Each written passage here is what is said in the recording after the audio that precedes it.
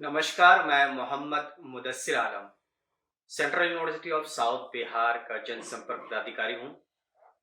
आज मैं एक विशेष खास इंटरव्यू लेकर हाजिर हूँ। हमारे साथ खास मेहमान, खास अतिथि हैं, दक्षिण बिहार केंद्र विश्वविद्यालय के माननीय कुलपति महोदय, प्रोफेसर कामेश्वर नाथ सिंह जी। जैसे कि आप सबको पता है कि यूनिवर्सिटी नई-नई बुलंदियों को छू रहा है, चाहे वो नैक से A++ ग्रेड प्राप्त हो या फिर यूजीसी से कैटेगरी 1 का दर्जा। बात यहीं तक खत्म नहीं होती। यूनिवर्सिटी ने कई उपलब्धियां हासिल की है। पिछले 1 साल में नई-नई उपलब्धियां आई हैं। माननीय कुलपति के नेतृत्व में यूनिवर्सिटी ने नए-नए अचीवमेंट्स हासिल किया है। इन सब मुद्दों पर बातचीत होगी। सर, आपका स्वागत है इस खास इंटरव्यू में। धन्यवाद। सबसे पहले सर, आपको बधाई कि यूनिवर्सिटी, जैसे कि हमने पिछले इंटरव्यू में भी आपसे बात की थी, 1 साल हो गया उस इंटरव्यू को। काफ़ी बातें हुई थी, आपने पिछली उपलब्धियाँ बताई थी, आगे की योजनाएँ बताई थी और मुझे लग रहा है कि जो मैं देख पा रहा हूँ 1 साल में काफ़ी उपलब्धियाँ हासिल हो भी गई है। जैसा कि आपने कहा था कि लाइब्रेरी बन के तैयार हो चुकी है, एनिमल हाउस भी तैयार हो चुका है, साथ ही साथ वो उद्घाटन भी हो चुका है उसका। इसके अलावा हेल्थ सेंटर भी उद्घाटित हो चुका है। जो सबसे बड़ी बात है कि एक जो चीज़ें देखने को मिल रही है, छात्रों को इस विश्वविद्यालय में पढ़ने की काफ़ी इच्छा होती है। वो काफ़ी अपनी इच्छा जताते हैं। क्या वजह है इसकी? इतने विद्यार्थी इतने उत्सुक क्यों हैं central University of South Bihar में एडमिशन लेने के लिए? उनके लिए चॉइस नंबर 1 क्यों बना हुआ है? दक्षिण बिहार केंद्रीय विश्वविद्यालय बिहार की आशा है। एक ऐसा राज्य जहां से शिक्षा के लिए महानगरों की ओर बड़ी तेजी से प्रवास हो रहा है, खास करके उच्च शिक्षा के। लेकिन इस विश्वविद्यालय ने गुणवत्ता परक शिक्षा देकर, गुणवत्ता परक शोध को महत्व देकर छात्रों को आकर्षित किया है। और छात्र को जहां क्वालिटी मिलेगी, जहां गुणवत्ता मिलेगी, वहां आएगा। आपने कहा कि और गुणवत्ता मिलेगी, छात्र आ रहे हैं और जहाँ तक जो बातें मैं कर रहा था कि विश्वविद्यालय शोध के क्षेत्र में तो आगे बढ़ ही रहा है, नवाचार को भी बढ़ावा दे रहा है, छात्रों में कौशल विकास को लेकर भी विश्वविद्यालय काफ़ी प्रतिबद्ध है और ग्रांट्स भी मिल रहे हैं शोध के लिए। तो पिछली क्या उपलब्धियाँ रही हैं और आगे आप क्या-क्या आपके भविष्य की योजनाएँ हैं इन क्षेत्रों में? कृपया उस पे प्रकाश डालें। देखिए, ये बहुत ही समसामयिक प्रश्न है और मैं कहना चाहूँगा कि विश्वविद्यालय में ज़्यादा से ज़्यादा इंफ्रास्ट्रक्चर का डेवलपमेंट हो और उसके अनुरूप हमारे लेबोरेटरी का गुणवत्ता बढ़े, शोध की गुणवत्ता बढ़े और बढ़ी है। इस पर हम लोगों ने पूरा जोर दिया और हमारे शोध की गुणवत्ता से प्रभावित होकर भारत सरकार के department of science and technology द्वारा पर्स की ग्रांट मिली है। ये पर्स की ग्रांट बहुत ही प्रेस्टिजियस ग्रांट है और इस ग्रांट के बाद विश्वविद्यालय के कुलपति को भारत सरकार के साइंस एवं टेक्नोलॉजी मिनिस्टर ने सम्मानित किया है और यह अकेला विश्वविद्यालय है बिहार का। केवल भारत स्तर पर 3 विश्वविद्यालयों को यह ग्रांट मिली, जिसमें से हम एक हैं। तो यह हमारे लिए बड़ी उपलब्धि है और यह सिद्ध करता है कि हमारे पब्लिकेशन बढ़े हैं, हमारे रिसर्च की रेलेवेंस और सिग्निफिकेंस बढ़ी है। हम इस ऐसे शोध पर जोर दे रहे हैं जो इस क्षेत्र की उभरने वाली समस्याओं का समाधान दे सके। केवल पेपर पब्लिकेशन महत्वपूर्ण नहीं है, केवल संख्या गिनाना महत्वपूर्ण नहीं है। वह रिसर्च क्षेत्र के विकास के लिए, क्षेत्र के लोगों के गुणात्मक विकास के लिए कहां तक सार्थक है, इस पर हम लोगों ने ज्यादा जोर दिया है। और उपयोगिता परक और सोल्यूशन ओरिएंटेड हम लोगों ने रिसर्च पर जोर दिया है। और इस सारे उपलब्धियों को देख करके department of science and technology ने हमें यह महत्व दिया है।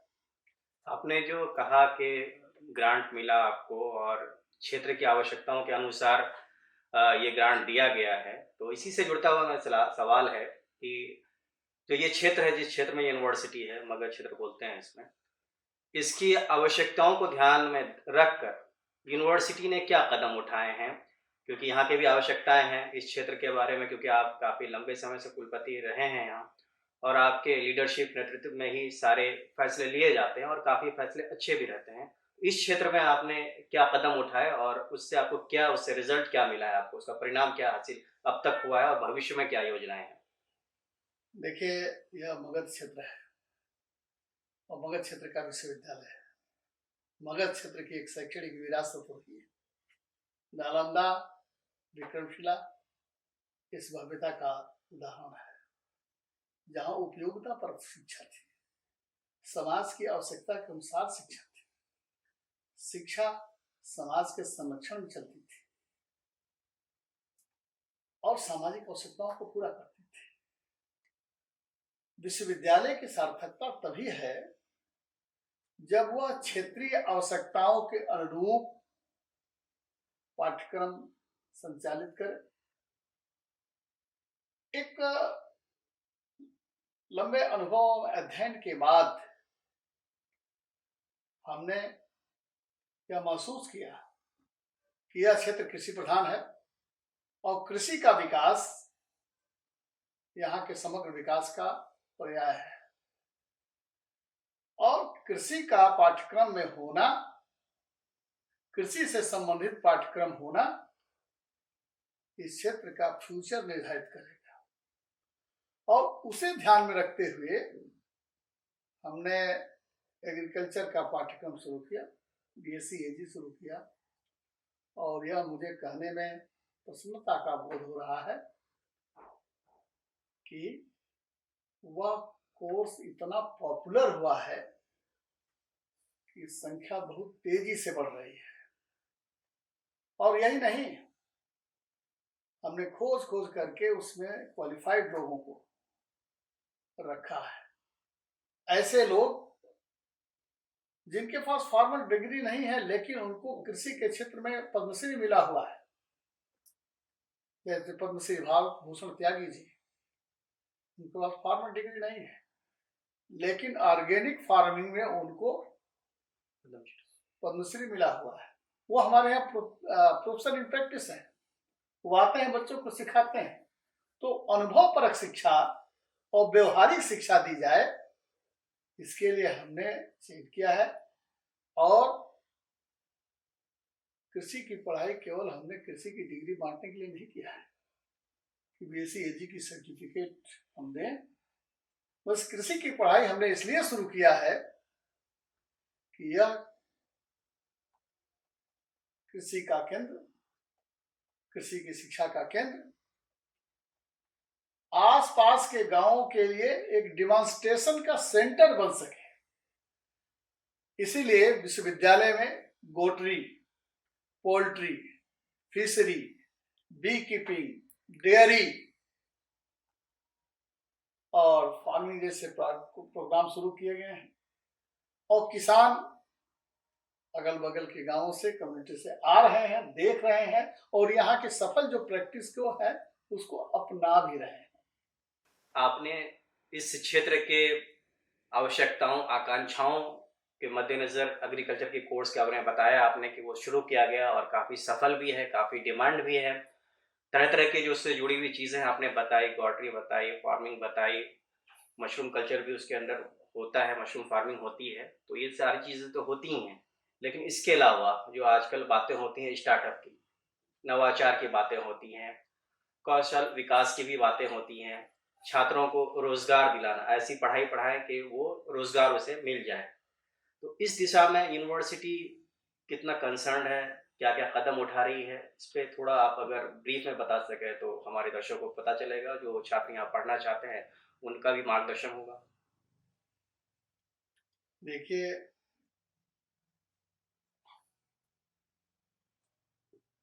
विश्वविद्यालय केवल इसलिए स्थापित नहीं होते कि डिग्री बांटी जाए।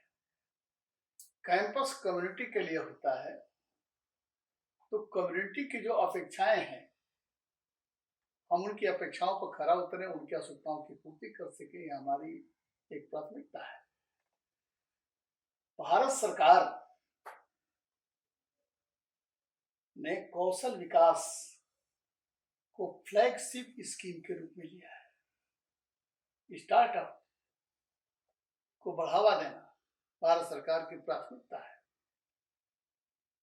हम भारत सरकार की नीति के अनुरूप कौशल विकास और स्टार्टअप को महत्व दे रहे हैं, और मुझे प्रसन्नता की अनुभूति होती है हो रही है आपको बताते हुए कि एग्रीकल्चर के क्षेत्र में स्टार्टअप और कौशल विकास की विशेष भूमिका है। यहाँ पर हमने इस सत्र में व्यवस्था करने को सोचा है कि हर छात्र कोई न कोई स्किल लेकर के जाए, हर छात्र कोई न कोई एक कौशल मिले, और उसके लिए हमने व्यवस्था किया है। जैसे मशरूम फार्मिंग हमने शुरू किया, कई लड़कों ने मशरूम को सीख करके अपने गांव में शुरू किया है, और आगे चल करके यह और बढ़ने वाला है। तो कृषि का जो हमारा विभाग है, हमारा जो कृषि का नया जो नवाचार है, वह केवल पढ़ाई के काम नहीं बल्कि कम्युनिटी के काम में आए, और लड़कों में स्किल डेवलपमेंट हो सके, फार्मर्स में स्किल डेवलपमेंट हो सके, उसके लिए हम विशेष रूप से काम कर रहे हैं। और क्लाइमेट चेंज जैसे हो रही है, जलवायु का परिवर्तन, तो जलवायु के परिवर्तन के अनुरूप हम फसलों का चुनाव करें, और इसका प्रशिक्षण लैब से लैंड की ओर ले जा सके, इसको ध्यान में रखते हुए हम लोगों ने यहाँ एग्रीकल्चर विभाग को स्थापित किया है, और अब वह दिखने लगा है। चाहे अब कोई छात्र गोटरी के बारे में सीखना चाहता हो, पोल्ट्री के बारे में सीखना चाहता हो, डेयरी के बारे में सीखना चाहता हो, मशरूम फार्मिंग के बारे में स्टार्टअप करना चाहता हो, बी कीपिंग के लिए करना चाहता हो, हम उसको सुविधा दे सकते हैं, उसको सिखा सकते हैं। और यही नहीं, अभी अभी भारत सरकार के कृषि मंत्रालय ने इस विश्वविद्यालय को 30 लाख की ग्रांट दिया है बी कीपिंग, मधुमक्खी पालन प्रशिक्षण केंद्र संचालित करने के लिए।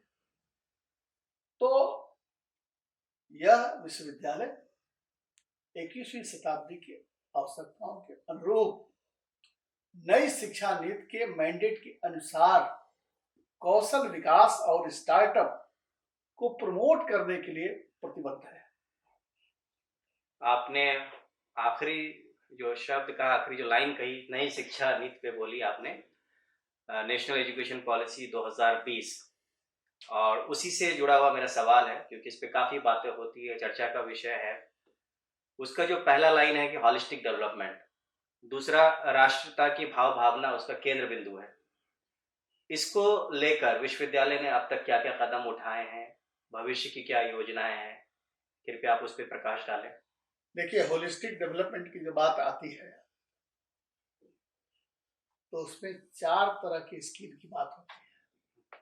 एक तो एकेडमिक स्किल का डेवलपमेंट होना चाहिए छात्र के अंदर, प्रोफेशनल स्किल डेवलपमेंट होनी चाहिए,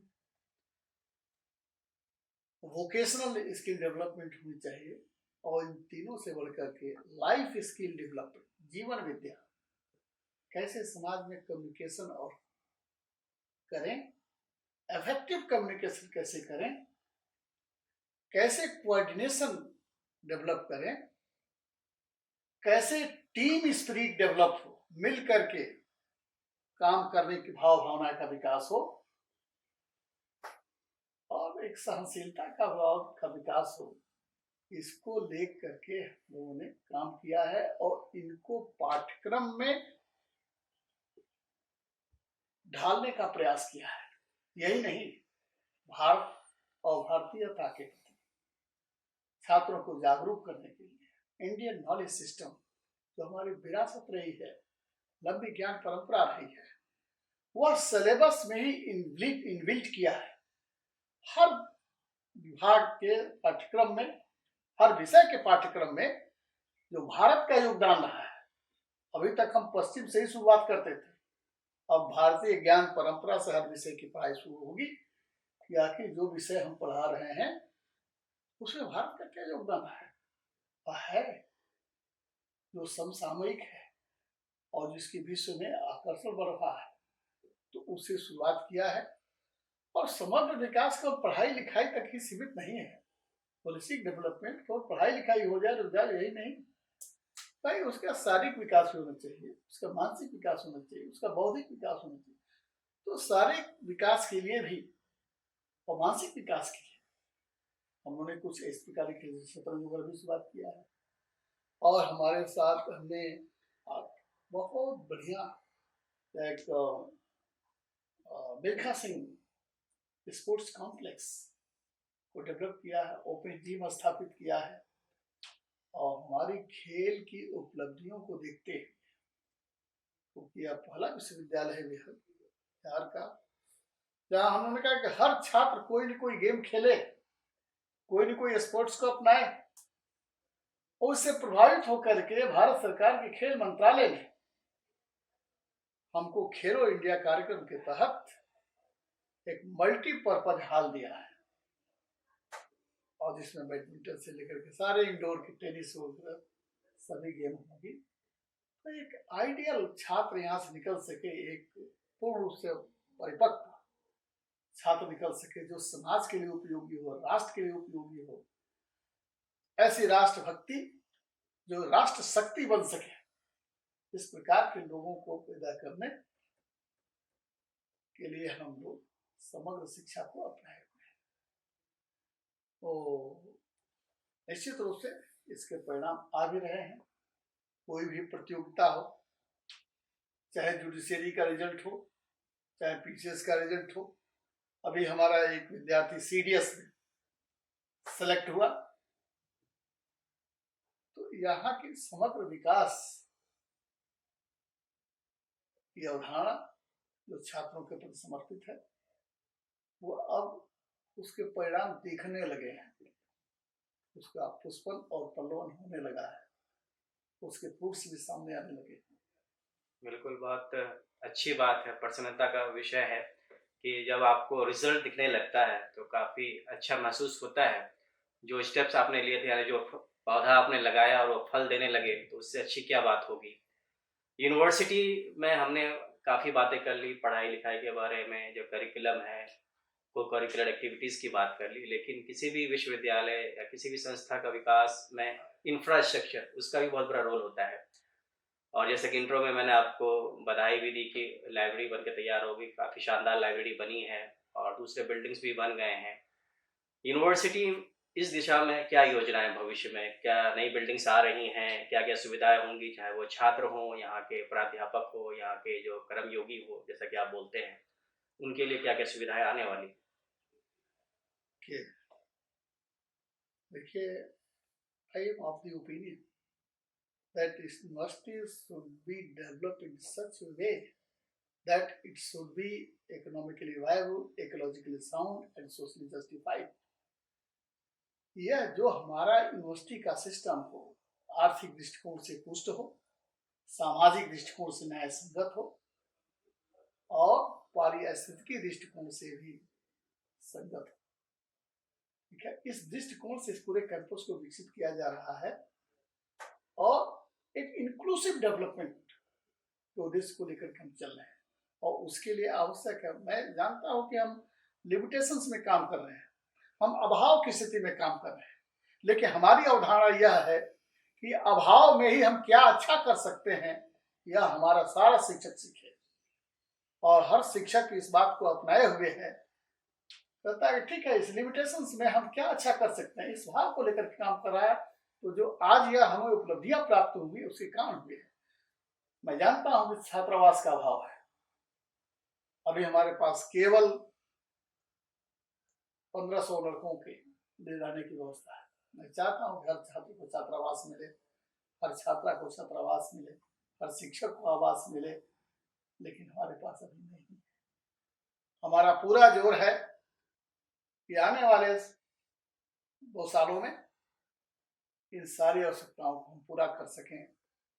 हम ये भी चाहते हैं कि जैसे ही इस कैंपस में हमारे शैक्षणिक परिवार के घटक रहने लगे, कर्मचारी कर्मयोगी हमारे जो हैं, शिक्षक हैं, छात्र हैं, यह हमारा शैक्षणिक परिवार है, यह परिवार है हमारा।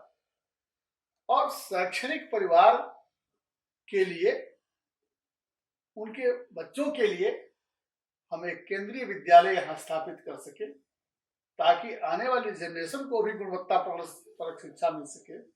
इस पर हमारा ध्यान है, इस पर इंफ्रास्ट्रक्चर पर हमारा पूरा ध्यान है। तो इंटरव्यू ख़त्म करने से पहले जो हमने शुरुआत की थी, यूनिवर्सिटी हर साल नए-नए कोर्सेज शुरू करती हैं। इस बार जो एकेडमिक सत्र 2025-26 के एडमिशन की प्रक्रिया चल रही है और पीजी के लिए तो फिलहाल काउंसलिंग की प्रोसेस भी शुरू हो चुकी है 28 कोर्सेज में।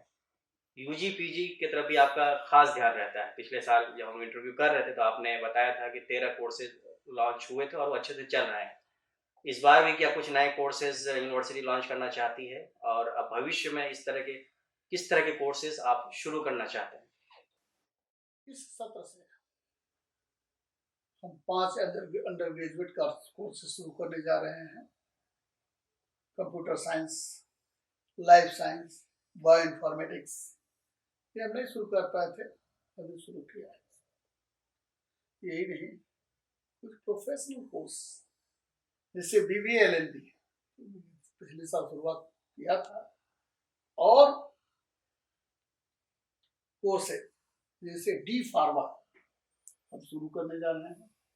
तो व्यवसाय परक भी है, समसामयिक है, इस क्षेत्र के लिए उपयोगी है। लाइब्रेरी साइंस भी हम शुरू करने जा रहे हैं। लाइब्रेरी एंड इंफॉर्मेशन साइंस में हम बिलीव शुरू करने जा रहे हैं, एमलिव शुरू करने जा रहे हैं इसी सत्र से। तो ये हमारे व्यवसाय पर कोर्स है और इसके अलावे हम आगे चल करके एमबीए का पाठ्यक्रम भी शुरू करने वाले हैं। इस सत्र से नहीं हो पाएगा लेकिन अगले सत्र से शुरू कर। कैटरिंग एंड होटल मैनेजमेंट, ये हमारा सिलेबस बनकर तैयार है, लेकिन मैंने आपको बताया ना कि हमारे पास थोड़ा लिमिटेशन, इच्छा तो बहुत है कि बहुत कुछ कर दूं, लेकिन हमारे पास उतनी सुविधाएं नहीं है, कमरे नहीं है, हमारे पास बिल्टअप एरिया नहीं है। और जैसे जैसे हमारी सुविधाएं बढ़ रही हैं वैसे वैसे हमारे विषयों की संख्या बढ़ रही है और हमारे प्रोफेशनल कोर्स, वोकेशनल कोर्सेज की संख्या बढ़ रही है। हम संगीत भी शुरू करना चाहते हैं, पाठ्यक्रम तैयार है, हो सकता है कि सर्टिफिकेट कोर्स हम इसी साल शुरू करें। तो एक वेल राउंडेड स्टूडेंट यहाँ से समाज के लिए निकल सके, यह हमारी आशा है, यह हमारी अपेक्षा है, यह हमारा संकल्प है और इसको पूरा चलिए सर, आपका संकल्प हमने जाना और इतनी सारी बातें आपने बताई और ख़ास करके जो कोर्सेज़ आपने नए बताए, बेशक वो कोर्सेज़ तो बहुत अच्छे कोर्सेज़ हैं और उसके दूरगामी उसके जो हमें दिखने लगेंगे, उसके रिज़ल्ट दिखने लगेंगे। ख़ास करके जो आपने एमबीए बताया और लाइब्रेरी साइंस के कोर्सेज़ बताए। ये सारे कोर्सेज़ ऐसे हैं कि ये जॉब ओरिएंटेड कोर्सेज़ हैं, स्किल बेस्ड कोर्सेज़ हैं और इससे यूनिवर्सिटी और आगे बढ़ेगा और अभी तो शुरुआत ही है, आगे-आगे हम देखेंगे क्या-क्या होता जाएगा। आपने अपना बहुमूल्य समय हमें दिया सर, हम हमसे बातें की। इस इंटरव्यू को दर्शक देखकर बिल्कुल बहुत अच्छा महसूस करेंगे, उन्हें भी पता चलेगा कि एक ऐसी यूनिवर्सिटी है, जहाँ पढ़ाई-लिखाई, खेल-कूद के साथ-साथ एक अच्छे वातावरण में आपको रहने-पढ़ने का मौका मिलता है। इस इंटरव्यू में इतना ही, जो दर्शक देख रहे हैं इस इंटरव्यू को लाइक कीजिए, दूसरों से शेयर कीजिए, चैनल को ज़रूर सब्सक्राइब कर दीजिए और साथ ही साथ फेसबुक पर भी ये वीडियो होगा तो वहाँ पे लाइक कर दीजिए। बहुत-बहुत शुक्रिया, बहुत-बहुत धन्यवाद। धन्यवाद आपको भी इसके लिए। और मुझे लगता है कि जो भी दर्शक इसको देखें, इसको सुने, विश्वविद्यालय के बारे में जितनी भी जिज्ञासा हो वो आपसे संपर्क करें, विश्वविद्यालय से संपर्क करें। हम लोग समाज के लिए हैं, हम लोग कम्युनिटी के लिए हैं, हम लोग राष्ट्र के लिए हैं। मैं इतना ही कहना चाहूँ।